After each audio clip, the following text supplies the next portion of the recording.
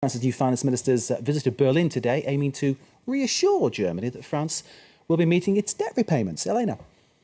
Indeed, the new team in charge of France's finances, Michel Sapin and Alain Montebourg, have already worried the Germans a little. Sapin last week called for more time to bring the deficit under control. It now stands at 4.3% of national output when the EU treaty limit is 3%.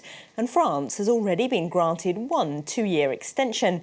In Berlin today, he did step back from asking for more time, saying France will meet its budget commitments through both cuts and growth. France 24's Jessica Saltz in Berlin has more. Well, certainly ahead of the arrival of France's newly appointed economy and finance ministers, there was concern here that they were going to try and get Berlin on side when it came to negotiating for a later deadline for France to meet its budget deficit targets. But of course, there was little sympathy to be found in Berlin. German Chancellor Angela Merkel and, of course, her finance minister Wolfgang Schäuble, quite famous for their insistence on tough austerity and also debt consolidation. And the press conference today between Wolfgang Schäuble and his newly appointed French counterpart Michel Sapin was high on diplomacy but rather low on detail. Schäuble said that it would have been a very good meeting, that he'd been assured that Paris was going to try and meet its targets of debt reduction. Sapin, for his part, said that Paris was going to try and aim for a balance between cutting its deficits and also ensuring economic growth. But certainly little sympathy from Germany, although France remains certainly Germany's most important ally within Europe. And Schäuble underlined today that Germany needs a strong France, especially economically. Germany doesn't want to be seen to be too sympathetic to its old friend for worry that this would set a precedent within Europe. Now, if France is to meet those EU obligations, that leaves the new government with a dilemma, forced to make unpopular spending cuts. President François Hollande has promised €50 billion of savings over the next 3 years, and the new Prime Minister Manuel Valls is set to outline where he will find them in a major speech on Tuesday.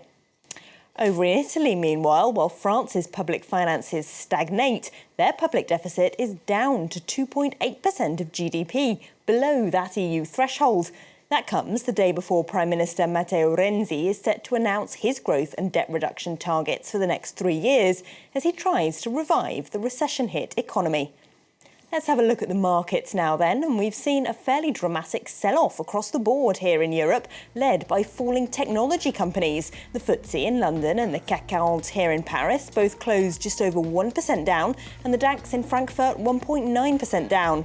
Over in the US, the markets also slid as traders dumped some of the biggest winners of the recent bull market. It's tech firms like Twitter that are seeing the worst sell-off, so you see there the Dow Jones and the S&P both down over 1%.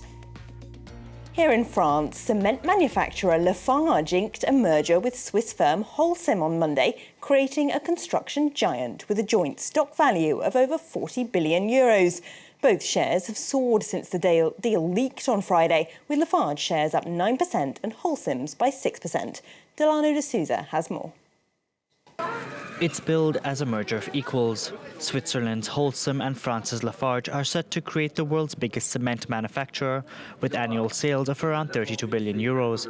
The deal will help the group slash costs, trim its debt, and cope with weak demand. Our ambition, and we think it's already more than an ambition, is to create the most advanced group in the construction industry in the world. To offer our clients the best service in the industry and meet the challenges of our time with all that concerns construction. Both companies say combining forces will help tackle competition from emerging markets. Lafarge Holcim is expected to rake in savings of €1.4 billion over the next 3 years. The merger was discussed with France's government. While unions are worried about potential job losses, the companies say the deal will have a limited impact on job cuts. The effect of this deal on jobs will be very limited.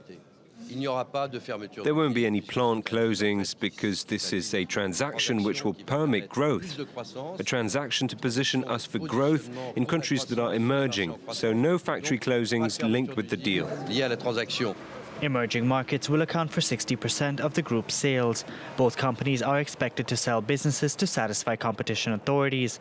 Analysts believe regulators could block the merger, although the deal is expected to go through in the end. And that wraps up our business news. Back to you, Mark. Elena Casas, thank you very much indeed. Elena Casas there with all the business.